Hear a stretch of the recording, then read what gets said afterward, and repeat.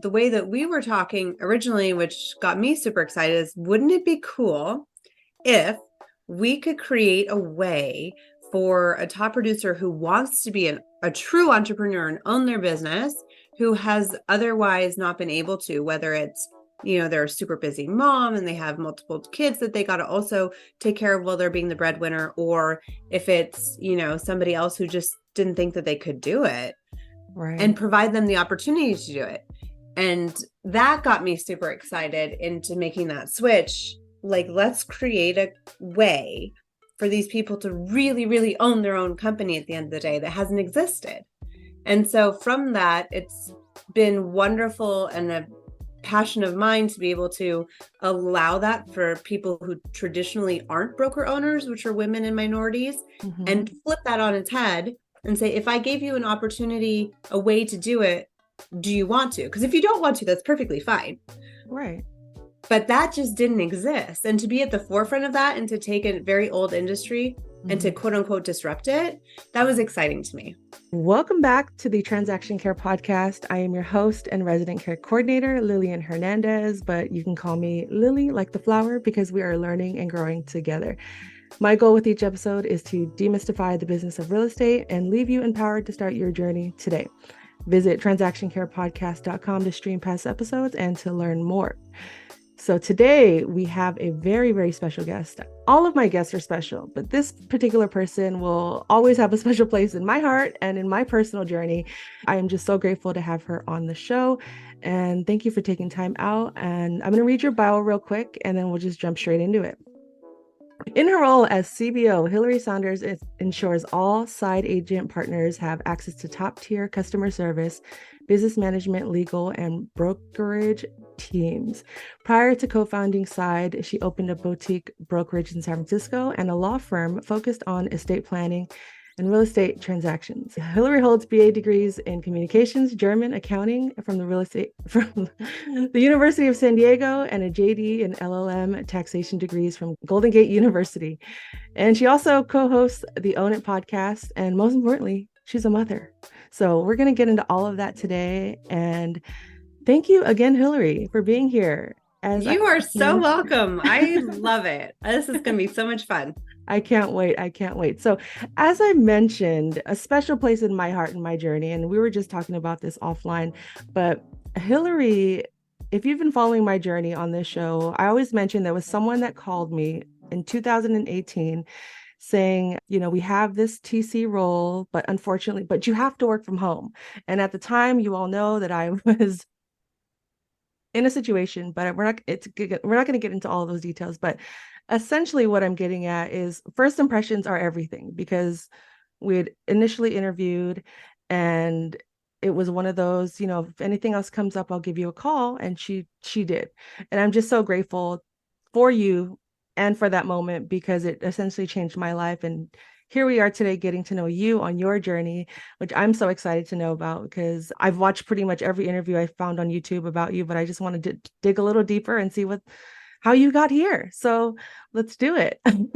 Oh my gosh, you're so funny. I remember we were having that conversation. There was a Mexican Filipino fusion restaurant at the corner of like 5th or 4th. No, it was 4th. And yeah. I think that was Howard in San Francisco. It's no longer there, but that was a delicious restaurant. But yeah, I remember chatting and just being like, oh my gosh, this woman actually knows all the things about real estate transactions, especially in San Francisco, and one of the craziest, very notoriously pitfall-y cities in the US. So you impressed me right off the bat. So there's that. Oh, thank you so much. I appreciate that. Yeah. And it was one of those life-changing conversations that you don't realize is happening until everything comes together in alignment and you get those phone calls and the people remember you. But yeah, it's not about me. It's all about Hilary today. So I'm like, am I on your show right now? Well, it's a conversation, right? Absolutely. And it is those details that stick in your head that a person, the impression that a person makes. And I think it's super important to always listen and understand and pick out qualities of people and realize that even if today is not the right time or you don't have the role for them, that keep them in the back of your mind because their skill set will most likely come around and you might need them. So never burn a bridge and always remember who you talk to. Exactly. So that's a good segue into learning why real estate. How did you get here? Were you the kid that was selling candy and always had that entrepreneurial spirit, in growing up, or how did you get here? Yeah. What was the Crazy path. journey? Yeah. What's funny is I didn't growing up, I had like a massive drive.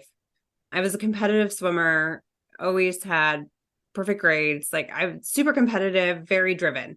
I didn't know what I wanted to be when I grew up. I'm not that kid who was like at the age of 10, I knew I was going to be a vet. I had Right. no idea. My dad was a commercial airline pilot. My mom worked at an embassy for a while and then ended up teaching in our local schools. And so for me, it was, all right, I'm going to go to college, figure it out. I loved numbers, was super good at it, thought I would do accounting, hence the accounting degree. Got into like the advanced accounting and realized that I miss talking to people a lot.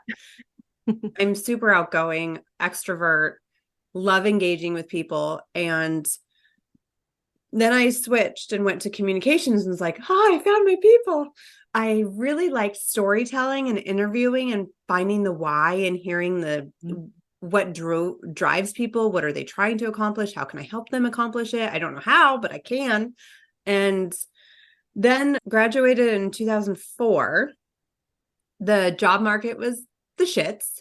Nothing great was happening at that point in time, at least not where I was. You could go and get like a salesy type role, but it wasn't calling to me. So I decided, you know what, I'll just go to law school. That sounds fun. Everyone says that. Right. And then about halfway through law school, I was watching some movie and I questioned myself and I was like, maybe I should have gone to med school. This medicine stuff is pretty cool. But that's a whole I have to go back to school and get more prereq. So I threw that out the window. But during that time, I was watching a lot of HGTV. Don't kill me, but I love HGTV. And guilty I pleasure for a lot of us. Love every piece of real estate is different. Yes. I mean, it could even be cookie cutter, same builder, doesn't matter. The piece of land is different. And everybody's story is different. You think that they're, just the same old, same old. No, they each have different, histories, reasons they want to buy, reasons they have to sell. And the intricacies of the detail in accomplishing that big transaction, that sparked something in me that I wanted to figure out, okay, maybe there's a way that I can help people achieve their goals and their dreams in this area. And with my legal training, it actually provided me with a tool set and understanding that the average realtor didn't have, and a perspective that gave my clients a bit of a leg up on the competition, so to speak. Right. And so I got a specialization in law school in real estate specifically. And with that came an in-depth knowledge of landlord-tenant in one of the most controversial landlord-tenant cities in the country, if not the world, which was San Francisco. And so straight out of law school, I went into landlord-tenant litigation, like deep end. Just dive right in. At least you knew at the time you wouldn't run out of work. Right. Job security. That is a true statement that I was not thinking of at the time. I was thinking, oh my gosh, this is just like feed me to the wolves. These like people were just at each other's throats. They were, you saw slumlords, you saw tenants taking advantage of every single rule and regulation, and the poor property owners stuck. And the good ones get, taken advantage of. So at the same time, I was getting my master's in law and taxation, really focusing on estate planning and understanding why people with the biggest asset of their lives, right, their house, don't put it in a trust because Right. nobody knows about it. No one. So Yeah. in California at the time, the bare minimum, which would have, if you died and you had over $150,000 in assets, that's everything all combined. If you did not have a trust, you would have to go to probate. And then that's where your family gets screwed because you're Right. paying the lawyers, you're paying the court, you're paying the government, and all of that could be avoided. So like I had this light bulb moment when I was in getting my master's, which was, if I can help one family Right. save at their most darkest hour, they're, when they're totally stressed out, they've lost a loved one or whatever, if I can like help them avoid that or put a sense of security in that, oh, we don't have to worry about grandma's house, it will be taken care of. Yeah. That was like my big light bulb calling moment. Like, this is what I'm going to do with my life. Save the world. Save one family at a time. One family at a time. But in that whole experience, I have, reinforced like clients that I've helped with their stories and their struggles, and the ones that I've helped avoid them. Right. The best, seriously, the best. So fast forward, sold real estate for a big box, realized it wasn't my thing. And I wasn't really being my individual self because the corporation was controlling how I marketed myself, what I said, what my website looked like, whatever. And so I went out on my own because, again, like, I'll do it myself. I felt like I could because of my legal training. I understood how to navigate creating my corporation and setting up my entity and what the state of California with the Department of Real Estate required. Mm-hmm. And so I opened my law firm and my real estate firm at the same time. And they went really, really well hand in hand because I had estate planning clients who I was like, okay, let's look at your real estate portfolio. Let's understand what you're trying to accomplish. And flip side, I would help people buy or sell a house and then be like, okay, do you have an estate plan done? Because if you don't, let me teach you something. It was never that I was selling. It was more of I was educating. Right. And I think that was my sweet spot. Yeah. And I think the education portion is a huge area that real estate lacks. Like you said, like the big box brokerage, very cookie cutter. They manage what you say, but it doesn't go beyond that. It doesn't see the person eye to eye. It doesn't take their story into consideration. Like, this person could lose everything that they've worked so hard for over one single moment. And yeah, you have to run your business, you have to make money, but you also had a whole different perspective, which I feel like has led to, if you're watching the visual episode, all the logos behind her, which is, I feel it was a lot. And when I first met her, it was just one door pane, a glass window pane with a few logos, and now there's several doors and several logos. But I feel like it's that mindset of, it's not all about me. That will take you further in business and life and in human interaction than just cut the check onto the next. And so where did your confidence come from? Are you working with coaches? Are you in therapy, mentors? Like, who is like guiding you? Because I know what it's like to say, I'll do it all myself. I got this. And maybe that was all you had. So how did you maintain this mindset throughout this time? I think there's something that gets ingrained in you or ingrained in me as a kid, which I think swimming had a big piece of that, because at the end of any, competition, it's on you, whether you do well, you don't do well, you didn't do as good as you wanted to. And then you go back and you look and you say, okay, why didn't I accomplish that goal? Was it that I didn't put enough training in? Did I not do the right kind of training? Was my headspace not there? So I've had really good coaches along the way who have ultimately given as many tools as I can take advantage of, and then it's up to me. So for me, it was a lot of just being confident in myself from a young age and always being willing to try something new and being okay at failing at it and then trying it again or trying it a different way and really experimenting, because I think similarly with like having a legal degree, it can go any direction. Mm-hmm. If, the real estate thing didn't work out for me, I was like, that's fine, because I love estate planning and probate and I can do this for my whole life and be very, very happy.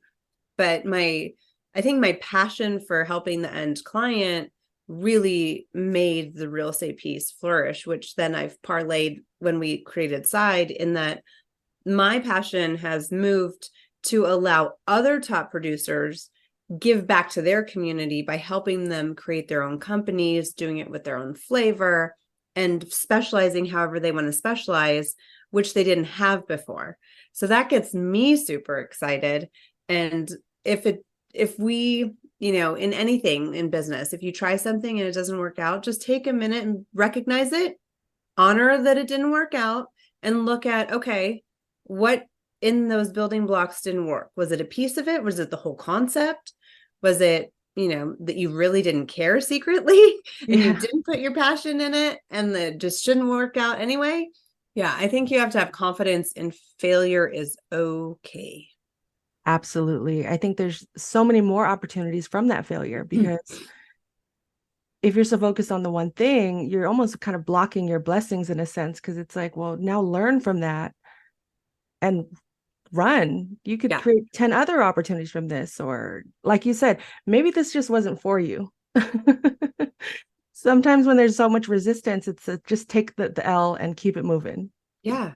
And it's funny because I'm not like a call it traditional religious person, but I am a spiritual person. Yes. And I take a lot of cues and comfort in like the universe as a whole. Mm-hmm. And for me, if something doesn't work out, or if I'm really, a challenging situation, I have a true belief that there's a reason and I just may not know it yet. Right. And so I have to have patience and understanding that, you know what, give it time. And then there will be a moment of, oh, I know why I needed to learn that, or why I experienced that. It's to help me in this new situation. Exactly. It really isn't our timelines. As much as we want to control every single part of our lives, the seeds, I always tell people, just keep planting seeds. Just keep planting the seeds, as long as it's within the scope of work or whatever you're passionate about, or it feeds your personality or your inner child, whatever the case may be. It's eventually going to happen. It's going to grow into something. It just may not look the way you ultimately envisioned. But if you keep at it, it'll grow into something even better. If 100%. you have the patience. And going back to sports, because I also played sports in high school and college, and there's something about doing something like playing a sport, but also the ability to get better at it just really creates this foundation for people. And not everyone's going to be an athlete, not everyone's going to be an artist, but I feel like the team dynamic and having someone that can see parts of you that you don't see, like the blind spots, and they recognize that in you, does ultimately create leaders and builds that confidence that we lack in doing things that, on a consistent basis, seeing that growth and realizing like, oh man, where I was freshman year, now senior year, I thought I was the best freshman year, but now look at me. So in the event you were running your own brokerage, now that's growing and eventually turns into Side. What was that part of your life like? What was going on there? Like what was the switch from there's something more to this? And I think, yeah, I know you're not doing that alone. I know you have an amazing team. So let's talk about that a little bit. Yeah, it was really interesting because at that point in time, I had a young son. Braden was, I think, 2 at the time that I first started chatting with my other 2 co-hosts. co-hosts, co-founders, goodness, I'm thinking podcast, co-founders, Guy and Ed, and they were looking at the real estate space and how to disrupt it using technology. Mm-hmm. And I do not have a tech background. I'm proficient, but I'm not a designer or creator or anything. Right. I can't code worth anything. But it was interesting because the concept that they were bringing to the table, we had this really long discussion where they were asking the question, why don't more top realtors go on their own and create their own brokerages or their own companies? And I said, oh, that's easy. It's because it can be super expensive. It's very complicated. Mm-hmm. And then you have to create your own marketing. You have to do a lot of the foundation yourself, which in a top producer's mind takes time away from what they're really good at, which is selling or listing properties. And so they see a diminution in their bottom line for that period of time. And for me, why did I do it? Because I had the comfortability with the legal and the business, but also I had my law firm that was producing, right? It was doing very well. And so I could focus and take a step back and create this real estate company. And so the way that we were talking originally, which got me super excited, is wouldn't it be cool if we could create a way for a top producer who wants to be a true entrepreneur and own their business, who has otherwise not been able to, whether it's, they're a super busy mom and they have multiple kids that they got to also take care of while they're being the breadwinner, or if it's, somebody else who just didn't think that they could do it, right, and provide them the opportunity to do it. And that got me super excited into making that switch. Like, let's create a way for these people to really, really own their own company at the end of the day that hasn't existed. And so from that, it's been wonderful and a passion of mine to be able to allow that for people who traditionally aren't broker owners, which are women and minorities, and flip that on its head and say, if I gave you an opportunity, a way to do it, do you want to? Because if you don't want to, that's perfectly fine. Right. But that just didn't exist. And to be at the forefront of that and to take a very old industry and to quote unquote disrupt it, that was exciting to me. Yeah. And that was something that stood out to me when we first met and had that lunch. And you're telling me, I was with you and Guy, and you both were explaining this whole concept. And this was around, I'd say 2017, I think. Yeah, because I quit in 2018. So it was not too far off. And like I said, you guys were still small and building and in startup mode. But how did you all meet and be I'm thinking of in sync. How did you guys come to be in sync with each other in That's that moment? really funny. Because I talk about the same way I collaboration over competition a lot. It's the same way that I found you. I stalked you on LinkedIn. I took a turn out of Guy's playbook. He stalked me, I think, for 3 months on LinkedIn. Oh, He wow. kept messaging me saying, hey, we just want, just buy you a cup of coffee, whatever. Let's chat. I have some questions. And finally, I mean, persistence is key. Will give that to him, and having this really creative vision and being open to a collaboration, right? So they were looking at it from technology and a very old industry, and there's lots of opportunity there. And I was looking at it from an entrepreneur side, that I had just done this and I know exactly where the pain points are. If we can eliminate those pain points, it will open the doors for all these other people to be able to own their business too. And I had a soft spot, obviously, for moms who, think that they're not going to be a broker owner or in leadership because of whatever. And also minorities who traditionally are not represented in the C-suite of real estate companies. Right. Yeah. Yeah. And it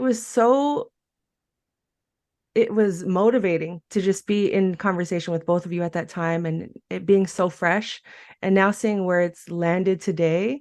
What are some tips you can give people when it comes to collaborating, especially at such a high performing, state of just existence in business? And I love the word disruption, because you guys really did disrupt the industry. I've been working in the industry since 2004.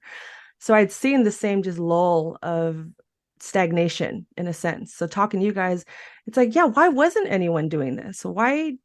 I'm sure people had the idea but never took it forward. But yeah, Yeah, it's funny because the two industries that I was entrenched in, right? Real estate and law, both are old as dirt. And and they rarely see innovation. Some companies come around and try and innovate and come up with new models, whether it's iBuyer or it's, who knows, some newfangled CRM thing. Mhm. But those are not really giving the ultimate business owner, the realtor, right? They're all independent contractors. Unless you are the few that are already broker owners, majority are not, but they think they run their own business or they think they own it, but they really don't. They're running somebody else's business. They're working for another company that they're promoting their equity in, and they're gaining market share for that other company. Why are they not betting on themselves and giving themselves equity or, an asset that they can at the end of the day sell or transfer down to children if that's what they wish to do, or merge with another company, like have an actual asset that has value. Right. And that concept, I think for us, Guy and Ed are inherently entrepreneurs as well. And I think the three of us all agreeing on the underlying mission, but looking at it from different angles allowed us to, invent, reinvent, make headway and take leaps that I probably wouldn't have done on my own. And at the early stages, it was interesting because we had 7 partners who joined us and had faith that this little not known startup in San Francisco could actually provide them the types of tools that were equal to, if not better than any competition, and that we actually considered them to be partners. And therefore we had a vested interest to make their business grow in the way they wanted to, not in a traditional sense, like you have to grow X, Y, Z over year, but we listened and heard what they wanted to accomplish. And then we customized ways to get there. And that to me is the most fulfilling, is looking back. Those 7 initial partners are still with us. They're still our partners. And their ideas of growth and goals change over the years because I'm putting words in their mouths, but I'm sure that they didn't think at that point in time that in almost 7 years, they would be where they are now. Absolutely. And I remember visiting the office those first couple of months and having meetings, and those few teams that were those initial teams, they would come in the meetings and hype you guys up. And I'd never experienced that in any of the jobs I've had in real estate or any of the offices. I mean, I only worked for one for a really long time, but I just even visiting other offices or talking to other people in the industry at that time, it didn't have that level of joy, I guess you could say, within like that culture of just we're all in this together, even though I'm running my own separate business, but I'm hyping up those that are running side because I believe in them just as much as they believe in me. And they were hyping up us TCs and whoever was in those meetings at the time, like, oh, you guys are going to love it here, don't go anywhere else. And I think that's so rare, especially in this industry, to maintain and to have and to have so many people be on board with that why and that mission. And I'm curious to know the flip side of that. Like, were there critics? I'm pretty sure there were, whether it's to your face or not. But how did you all navigate that aspect of the business? Just the people coming and hating on you or saying it's not going to work? I think there's 2 pieces of that, which is there is the mindset of scarcity, right? The traditional way of looking at a real estate office or in a community, everyone is considered quote unquote competition, that you're going up against, 2 or 3 competitors for the listing. So there's a flip in mindset that if you consider it to be abundance and you look at real estate transactions on a nationwide scale, or even how much dollar figure of homes sell in any given market, there is plenty to be had. Yes. It is all about finding the right client for you. And that's true for us as a corporation too, is that our clients, our partners need to be in line with our mission, and we need to be bought into their mission. So that's why we consider them to be partners, because it is like a date, right? You go out on a couple, introductory meetings, figuring out what gets them excited, what are their goals, how do they operate, and will this be a good mix together? And if they're not, that's okay. Right. We are very specific at who we want to partner with, and that does not mean the majority of people who have a license, because we're very good at what we do, but we don't say that we're good at, other things. There's plenty of other companies out there that have niches that are not ours. And so when people, said, good luck getting market share in San Francisco, right? Right. Well, combined, we're now second.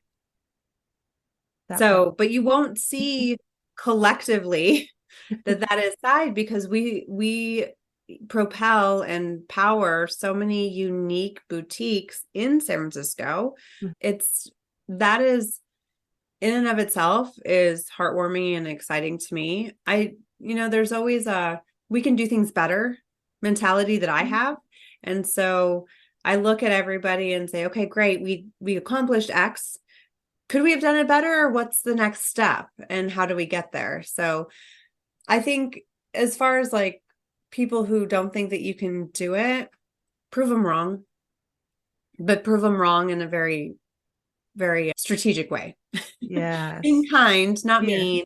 Yeah. No, I love that. And starting out with the 7 partner teams that, got the ball rolling, was the initial vision for you all just San Francisco, or like I mentioned, all of the logos behind you, where are you all at now in terms of the market? Yeah. And is it all in the US, or Yes. go ahead and brag a little bit. Go ahead and throw it all out there. No, we are all in the US. We are very actively in about 10 markets. We're in 17 total right now.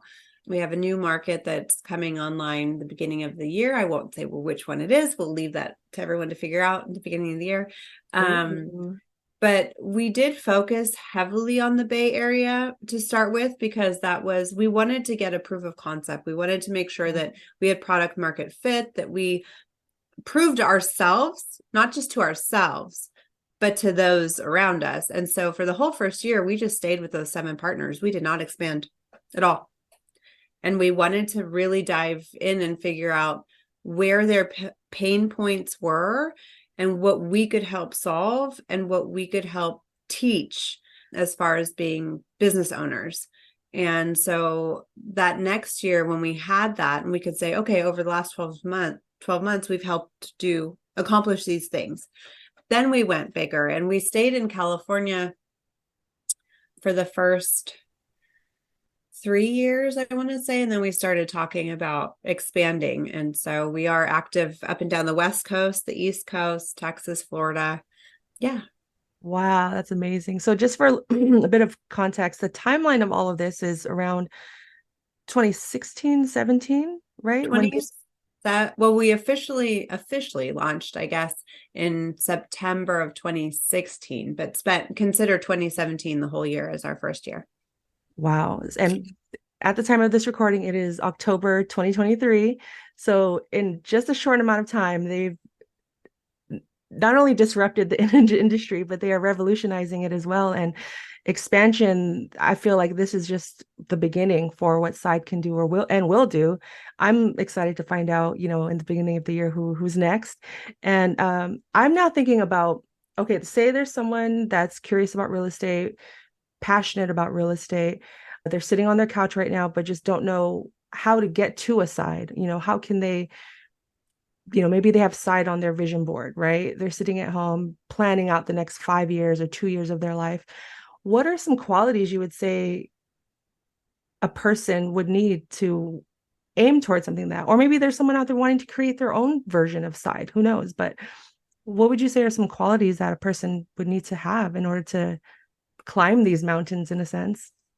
I think there's different ways to accomplish that. It depends on what your angle is. There's the easy to understand way, which is you're a realtor, right? Right. And you are a top performer and you want to either have your own company, build a team, but you want ownership. That's a big key. If you don't want ownership, that's fine. Like nothing wrong with that.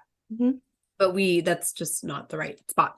But if you are wanting to really put a mark and be a boutique in your community and be an owner of your destiny, so to speak, then, if we are in a market, great. You can reach out, side.com, super easy to get a hold of us. Or if we're not in your market, reach out anyway, because you never know what happens. You don't ever know where the universe shifts and things happen. But from an involvement standpoint, because we partner with the best, the top of the top agents and professionals in any given area, there's always opportunity to be involved, whether it's being on a team as, working your way up. Hey, I'm a newer agent. Maybe this is a great fit. I can get mentored by these people who actually have done this. And it's not just coming from a corporation saying this is how you become a top realtor. It's from actual mentors in the community. Or if it's, working on a team, whether it's transaction coordination, maybe you're a marketing guru, maybe you're a website designer, whatever it is, if you have a passion for real estate and a passion for being an entrepreneur and supporting those who are entrepreneurs, then there's always an opportunity. Yeah. And I love how the team aspect, that theme keeps coming into play, because we really can't do everything alone. We can only get so far alone. And even with hosting this podcast, I'm approaching a year in December. I'm like, okay, I think that's so exciting. Good for you. Thank you. I think it's like when we are in pursuit of what our passion is or what we desire to do for our future, that team element will always come into play, and finding your space within a team, starting the team, being the captain of that team. And I think that's amazing. And I love how all of the services you guys even offer, it's like logo, website, like you don't have to think about those things because it's intimidating, when you're starting off as a solopreneur, having to figure out coding, language, copy, like what the heck, and then especially when you're starting out, you may not even have a budget to hire someone to do all that stuff. And all of that is built in the side system, which is, I love. And again, something that not everyone is offering or mindful of. My classic is takeaways, right? One is realize where you're better spending your time, right? Yes. How are you moving the needle forward for your end goal? And I learned that early on when I started the real estate in the law office, which was I had an accounting degree. I understand how to do accounting.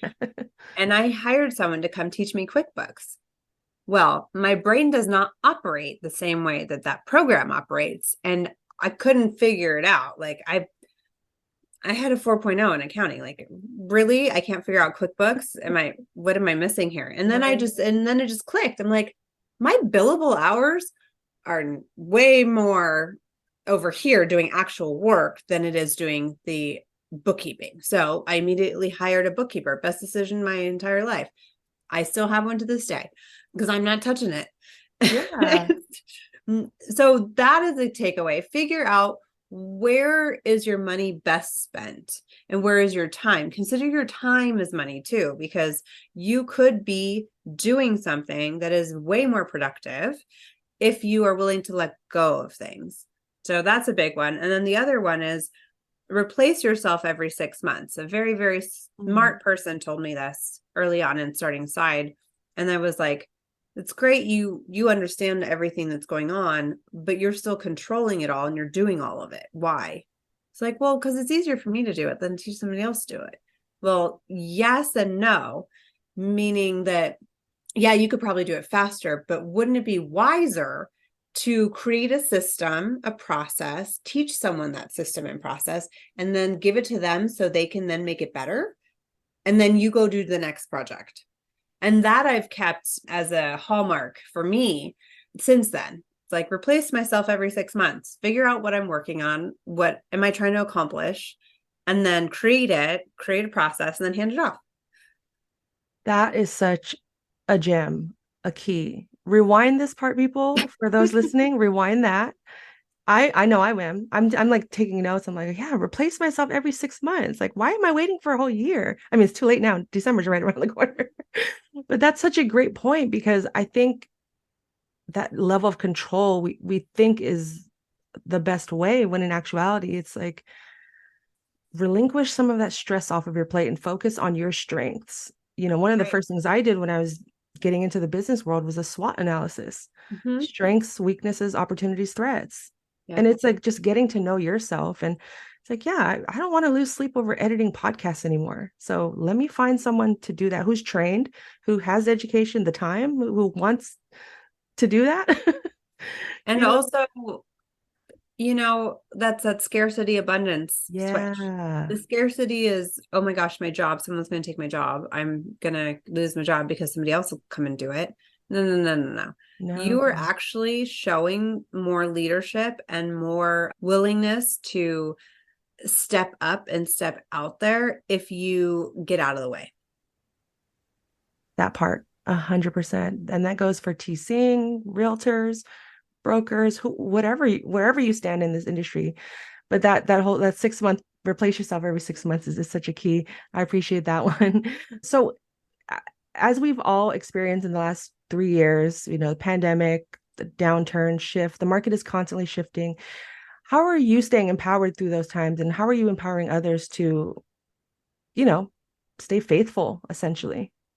That's a good question. And one of my goals, and it continues to be a goal and almost like a North Star, if you will, is to elevate the real estate industry. And part of that, in my opinion, is to allow the people who are committed to this lifestyle of being a full-time, in it all the time real estate professional to be the ones who actually conduct the business. The people who have a license but only do 1 or 2 deals a year, be a referral only agent. You can still refer to people who are producing and get, a referral fee. What I want to do is I want to help the end consumer, the buyer seller, with their biggest transaction of their lives, work with someone who does this day in, day out, all the time, backwards, upside down, with their hands tied behind their back, and who has been through these cycles.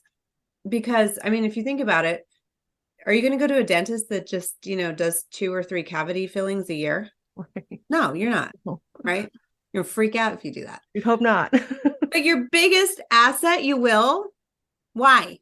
Makes no sense. Anyway, off my soapbox. But what I'm getting at is that through the different market cycles, you learn what works and what doesn't work in those cycles, and experiencing the cycles, you are absorbing it. And through 07, 08, 09, we really learned short sales, REO. We learned that sphere of influence really matters, that it actually matters to be an advocate for your client and to be very interested in what is their end goal, and not to be freaked out.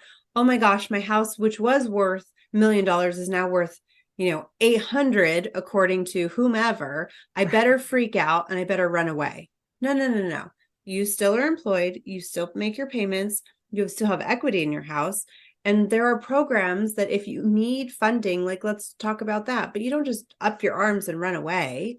So the pandemic and the, call it unnatural market swing up, was just that. It was unnatural. If you go back 20 years, because real estate does 20-year cycles, 15 to 20-year cycles, you can see that that's an outlier. And so the new-ish agents who are now freaking out because the market is quote unquote cooling don't have the perspective and understanding that actually, no, if you take out the irregular cycle of the pandemic this is just bringing it back to a normal buyer's market where buyers actually had options.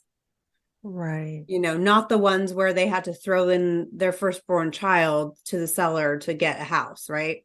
That was what people were doing. Yeah. So, I mean, I hope, again, so many keys, just so many gems and keys. And we're going to wrap up this session shortly. There's going to be a bonus episode for anyone listening, so look out for that. But as we wrap up this conversation, again, I hope you guys have been taking notes. Replay this, bookmark this episode, replay it, share it with your friends, your colleagues, everyone in the real estate industry.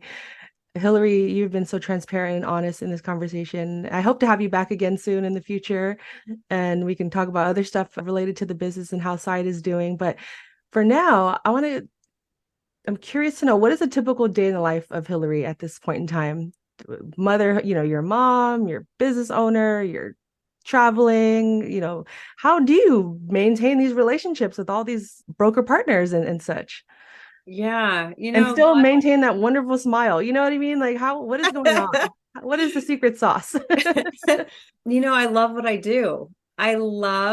Absolutely love being able to make the dreams come true of other industry people who didn't have that before or didn't understand that they could have it. And for me, work being remote now, which I'm extremely blessed and thankful for, that came out of the pandemic, because we were able to move back to my hometown in Central Oregon, and my twin, almost 4-year-old daughters get to grow up in the same community that I grew up in, play outside in the woods every day. And we live in small town America, where it's just a blessing. It really is. And those community ties are amazing. But I do get to spend a lot of time with my relationships with our partners. I speak at different industry events, and I do love it because I get to see different perspectives and understand what's going on in like Florida and the South or the Northeast, and how that impacts us as a whole, and also like what the pockets are seeing. And then I can take that information back to the rest of the community and share it, which ultimately benefits everybody. It's really a cool space to be in. I really am enjoying it. I love it. I love it. And I'm curious to know, now having all these years and, decades of experience, what is something you're glad you did starting out? And what is something you wish you had done starting, when you first started? I'm very glad that I am a relationship person, meaning that I keep in touch with people. Mm-hmm. I do genuinely care what is going on in people's lives, and not that I'm nosy. I just like to see, is there an opportunity that I can provide some assistance, whether it's connecting to, I need somebody in New York for X, Y, or Z, or somebody here in Seattle to do this because, this is my life situation. I'm very glad that I don't burn bridges. I never have. Mm-hmm. And I never intend to, because the world is a very, very small place, and there is always an opportunity to be had. Something that I wish I had done, I wish I had really understood more of technology in college and embraced it more early on. Like I said, I'm proficient, but it's not my specialty. It would be really interesting. I wish I had that underlying foundation and knowledge to see where things are going, rather than being just the consumer of the information. But, you live and you learn. Absolutely. Absolutely. And that was a great answer. Thank you. And finally, how do you care for yourself outside of work? My favorite question to ask on my podcast. Yeah. Self-care is super important. It's the same thing that they tell you every time you get on a plane. You got to put your oxygen mask on first, otherwise you're no good to anybody else. I love being outside. So I will take calls and whatever, out walking, doesn't matter what the weather is. I will be at the ski slopes, do my meetings from the mountain. That is my happy place, and my window faces out, so I'm looking outside right now, and it is really my recharge space. So I spend a lot of time outside and enjoy it. I love it. That was a perfect way to and this great conversation. So tell the people how they could follow you and get in contact. Absolutely. We have our podcast is called Own It. So you can find it wherever you find your favorite podcasts. Just own it. So you can always reach me personally too. Just Hilary@side.com. I have one L in my name. And I'm on Facebook and Instagram, but not the TikTok and not the X. The X, yeah. You gotta pick a couple. Yeah, you gotta pick the ones that work best for you. So I will leave all of the Hilary's contact information in the description of this episode. Again, thank you for this awesome conversation. It was wonderful getting to know you a little bit more as well, and thank you publicly for changing my life and just making that phone call that one day. I don't know where I'd be today without it. And thanking you on behalf of other people as well who don't get the opportunity to do that. I'm choosing to speak for them. I don't know who they are, but thank you. That's very kind. Thank you for the opportunity. This is great. Of course. And there is a bonus episode. We're going to get to that in just a moment, but thank you again. You could listen to this podcast as well as other interviews at transactioncarepodcast.com. And my name is Lillian Hernandez, aka Lily like the flower, because we are learning and growing together. And until the next episode, I'm giving you the keys. There are no gatekeepers here. Care for yourself, care for your wealth. Your time is worth it. Let's coordinate. Talk soon.